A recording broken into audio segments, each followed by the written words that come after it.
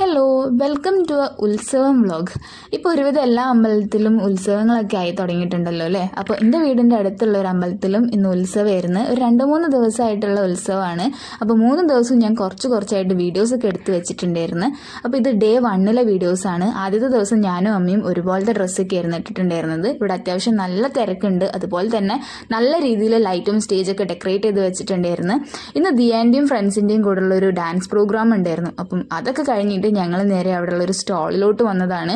ഈ ഉത്സവത്തിനൊക്കെ വന്നിട്ട് അവിടുന്ന് കോളിഫ്ലവറും ചൂട് ബജ്ജൊന്നും കഴിക്കാതെ തിരിച്ച് വീട്ടിലോട്ട് പോയി കഴിഞ്ഞാൽ ഒട്ടും സമാധാനം ഉണ്ടാവില്ല. അപ്പോൾ അതൊക്കെ വാങ്ങി കഴിച്ചിട്ട് ഞങ്ങൾ നേരെ വീട്ടിലോട്ട് പോയി. പിന്നെ ഇത് ഡേ 2 വീഡിയോ ആണ്. ഇന്നത്തെ ദിവസം താലപ്പൊലിയൊക്കെയാണ് ഉണ്ടാവാറ്. ബാക്കി വരവുകളും ചെണ്ടമേളമൊക്കെയാണ് ഇന്നത്തെ ദിവസം ഉണ്ടാവാറ്. അങ്ങനെ അതൊക്കെ കണ്ട് അമ്പലത്തിലൊക്കെ തൊഴുതിയതിനു ശേഷം ഞങ്ങൾ കുറച്ച് ചെണ്ടമേളം കേട്ടിട്ട് അവിടെ നിന്ന് അവസാനമാകുമ്പോഴേക്കും ഞങ്ങൾക്കത് കൺട്രോൾ ചെയ്ത് നിൽക്കാൻ പറ്റിയിട്ടുണ്ടായിരുന്നില്ല. ഞങ്ങളും അതിൻ്റെ ഒപ്പം കൂടെ കയറി കളിച്ചിട്ടുണ്ടായിരുന്നു. ആൻഡ് ഡേ 3 ആണ് ഉത്സവത്തിന്റെ ലാസ്റ്റ് ദിവസം. ഇന്നത്തെ ദിവസമായിരുന്നു ഞങ്ങളുടെ താലപ്പൊലിയൊക്കെ ഉണ്ടായിരുന്നത്.